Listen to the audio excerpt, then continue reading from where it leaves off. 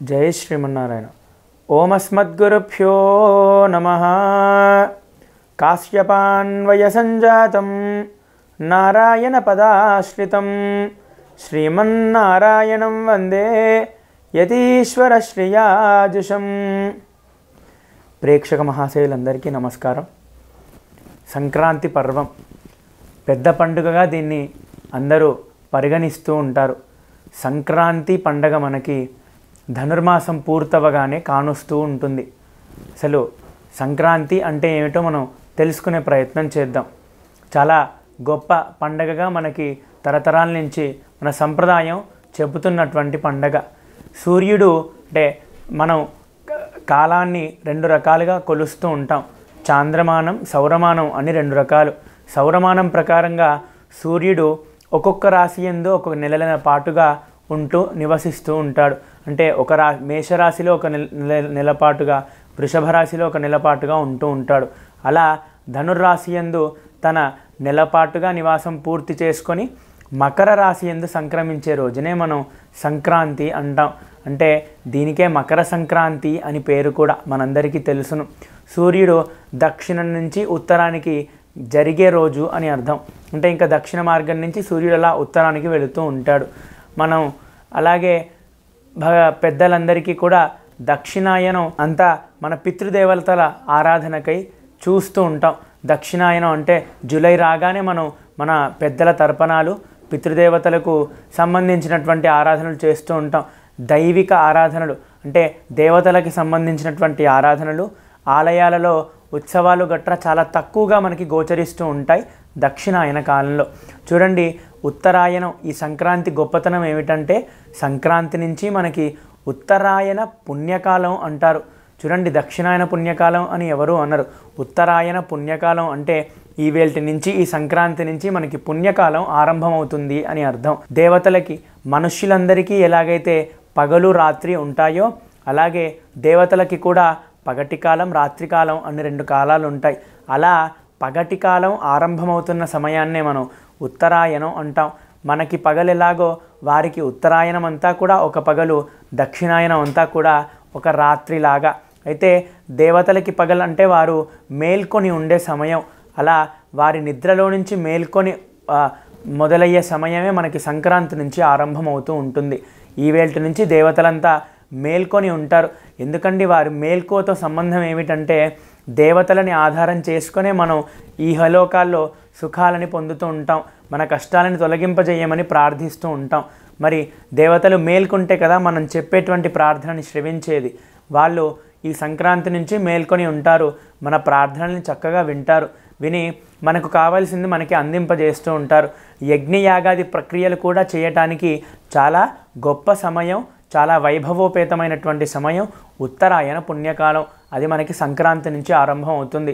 ఇక సంక్రాంతి నుంచి మనం దేవతలకి ఎంతెంత ఆరాధన చేయగలిగితే అది అంతంత మంచిది। అలాగే సంక్రాంతికి ఒక ప్రధానమైన విశిష్టత మనం అందరం తెలుసుకోవాల్సి ఉంది। ఈనాడు బలిచక్రవర్తి విష్ణుమూర్తి యొక్క ప్రీతిపాత్రుడు, విష్ణుమూర్తికి గొప్ప ప్రేమ చూపించినటువంటి మహానుభావుడు బలిచక్రవర్తి। ఆయన ఈ భూమిపైకి వచ్చి భూమినంతటినీ పరిపాలించడానికి అనుమతిని పొందిన రోజు విష్ణుమూర్తిచే। విష్ణుమూర్తి బలిచక్రవర్తికి భూమి అంతా పరిపాలించడానికి అనుగ్రహాన్ని ప్రసాదించిన రోజు। అలాంటి మహానుభావుడు అధికారం తీసుకున్నటువంటి రోజు కాబట్టి ఆయనకు ఇష్టమైనటువంటి పని మనం ఈవేళ చేస్తూ ఉంటాం। సంక్రాంతి నాడంట మన పెద్దలంతా అనుగ్రహిస్తూ ఉంటారు మనకి। సంక్రాంతి నాడు కనుక మనం దానం చేస్తే, అది మామూలు రోజుల్లో మనం దానం చేస్తే వచ్చే ఫలితానికి 1,00,000 రెట్లు ఎక్కువ ఫలితం ఉంటుంది అని మనకి మన పెద్దల మాట। ఎందుకంటే దానమే ఎందుకు చేస్తామంటే బలిచక్రవర్తికి దానం అంటే చాలా ఇష్టం। ఆ మహానుభావుని యొక్క పరిపాలనకి ప్రతీకగా, ఆయన ఆచరణకి ఒక మన అనుసరత్వంగా మనం ఆయన ఇష్టమైనటువంటి దానాన్ని మనం ఆచరిద్దాం ఈవేళ। కాబట్టి ఈవేళ కుదిరినంత దానం మనం చేయాలి। ఒకసారి దానం చేస్తే 1,00,000 సార్లు చేసినటువంటి గొప్ప ఫలితం సంక్రాంతి నాడు మాత్రమే ఉంటుంది. కాబట్టి భక్తులందరికీ విజ్ఞప్తి, ఈవేళ ఎంత కుదిరితే అంత దానం చేసి గొప్ప పుణ్యాన్ని పొందే ప్రయత్నం చేద్దాం మనమంతా. అలాగే పితృదేవతల యొక్క ఆరాధన కాలం ముగిసేటువంటి సమయం అయింది. దక్షిణాయనం అంతా మనం మన పితృదేవతలకి తర్పణాదులు అందించి ఉన్నాం. మరి వాళ్ళకి వీడ్కోలు చెప్పే సమయం అయింది. ఇక ఉత్తరాయణ పుణ్యకాలం మనం దేవతలకి, ఇంద్రాది దేవతలకి, ముక్కోటి దేవతలందరికీ కూడా చక్కగా ప్రార్థన చేస్తాం. పితృదేవతలకి ఆరాధన తగ్గిస్తాం.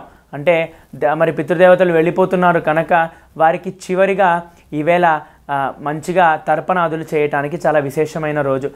అలాగే మన పితృదేవతల్ని ప్రసన్నం చేసుకోవడానికి, ఎందుకంటే ప్రసన్నం చేసుకోవాలంటే దేవతల్లారా, అంటే పితృదేవతలు అంటే మన వంశంలో తరించి వెళ్ళిపోయిన వాళ్ళు ఈ భూమిపైకి వచ్చి మనకి జన్మను ప్రసాదించి మన వంశానికి చెందినటువంటి మన తాతయ్య కానివ్వండి, మన అమ్మమ్మ, మన పెద్దవాళ్ళంతా కూడా ఎవరైతే శరీరాన్ని తరించి వెళ్ళిపోయారో పైలోకాలకి, వాళ్ళని మనం ప్రార్థిస్తాం. ఈవేళ మీ యొక్క ఆరాధన ఇన్నాళ్ళు చేసుకున్నాం, ఇది మా యొక్క చివరి ఆరాధన, మళ్ళీ దక్షిణాయన కాలంలోనే మళ్ళీ మీకు ఆరాధన చేయటానికి ఉంటుంది.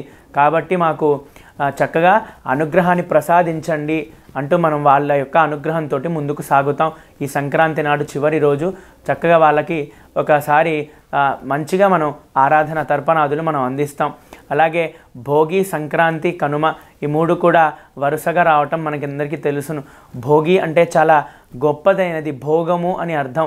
అద్భుతమైనటువంటి కాలం అండి ఈ సంక్రాంతి కాలం. ఎందుకంటే మనందరికీ తెలుసును, ఈ ఏ పండుగకి కూడా ముందుగా నెల రోజుల పాటు పండగ వాతావరణం రాదు. కానీ సంక్రాంతికి గమనించండి, సంక్రాంతి వస్తుంది అనగానే ముందు నెల నుంచే మనకి పండగ వాతావరణం అందరిలో కనిపిస్తూ ఉంటుంది. ముగ్గులు గట్రా వేస్తూ ఉంటాం. అందరం తెల్లవారే ఆలయానికి ఎందుకండి వెళ్తూ ఉంటాం? తెల్లవారే ఆలయానికి ధనుర్మాసం కనుక. సంక్రాంతికి ముందు నుంచే మనకి ఒక నెల పాటుగా ధనుర్మాసం సాగుతూ ఉంటుంది. చక్కగా ఆ వెంకటేశ్వర స్వామి యొక్క ప్రార్థనలు జరుగుతూ ఉంటాయి. శరణాగతి దీక్ష తీసుకునే వాళ్ళు ఉంటారు. అయ్యప్ప మాల ఇలా భగవంతుని యొక్క ఆరాధన కాలం ఈ సంక్రాంతికి ముందు నెల పాటు నుంచే ఆరంభమై ఉంటుంది. చక్కగా అందరిలో ఆధ్యాత్మిక భావన ఒకటి ఏర్పడుతుంది. ఆ ఆధ్యాత్మిక భావన ఆ నెల రోజుల పాటు చేసుకున్నటువంటి ధనుర్మాసం కానివ్వండి, ఆ పెరుమాళ్ళ యొక్క వెంకటేశ్వర స్వామి యొక్క శరణాగతి దీక్ష కానివ్వండి, వీటన్నింటినీ మనం వదిలేసుకొని స్వామి యందు భారం ఉంచి ధనుర్మాసం అయితే మనం చక్కగా గోదా కళ్యాణం జరుపుకుంటాం. ఈ భోగి సంక్రాంతికి ముందు రోజుల్లో అంటే అమ్మవారు పెరుమాళ్ళని పొందినటువంటి మహాపుణ్యకాలం, చాలా గొప్ప విశేషం. చూడండి, అమ్మ పెరుమాళ్ళని పొందటం గొప్పతనం ఏమీ కాదు, కానీ ఈ భూమిపైకి వచ్చి ఒక విగ్రహంతో వివాహం ఆడడం అనేది చాలా మహత్తరమైనటువంటి విషయం. దీన్ని మనం ఏదో పెరుమాళ్ళ కళ్యాణం అనం, జగత్ కళ్యాణం అంటాం. అంటే అమ్మ అయ్యను వివాహం ఆడిందంటే వారిరువురికి మంచి కాదండి, తల్లి తండ్రితో ఉంటే వారి సంతానానికి మంచిదంటే మనందరికీ మంచి జరిగే రోజులు ఆరంభమయ్యాయి అని అర్థం. మన దగ్గర ఉన్నటువంటి కలియుగంలో వేంచేసి ఉన్నటువంటి గోదా తల్లిని మనం స్వామి యందుకు చేర్చాం. స్వామి యందు చేర్చిన తర్వాత ఇక తల్లి మనకు తరపున మనం చేసినటువంటి పాపాలను, మనకు కావాల్సినటువంటి ఐహిక సుఖాలను, అలాగే పరతత్వం పారలౌకిక సుఖాలు కూడా మనకి అందింపజేయమని మన తరపున స్వామిని ప్రార్థిస్తుంది, మన తండ్రిని ప్రార్థిస్తుంది అమ్మ మన తరపున. కాబట్టి అమ్మని ప్రార్థించేటువంటి మహా సమయం, చాలా గొప్ప విశేషమైనటువంటి రోజు ఈ సంక్రాంతి రోజు.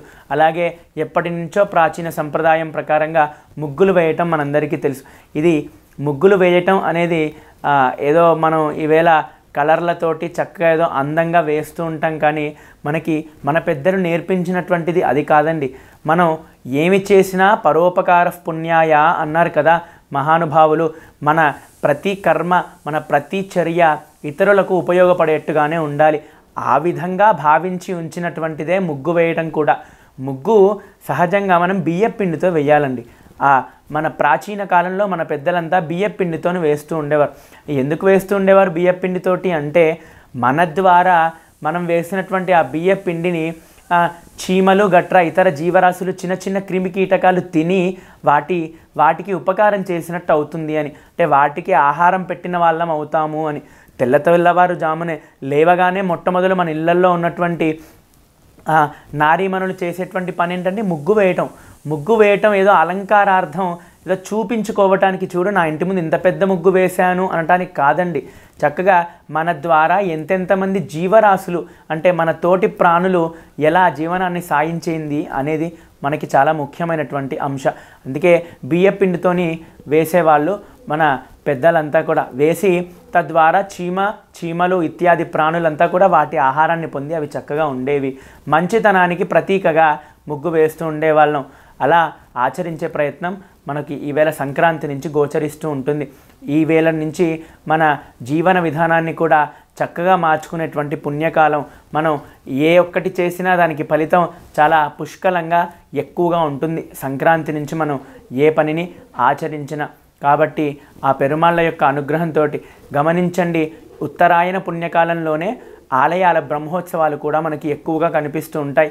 ఆలయ ప్రతిష్టలు కూడా ఎక్కువగా జరుగుతూ ఉంటాయి. అంటే దైవ యజ్ఞయాగాది క్రియలు ఎక్కువగా మనకి గోచరిస్తూ ఉంటాయి ఈ కాలంలోనే.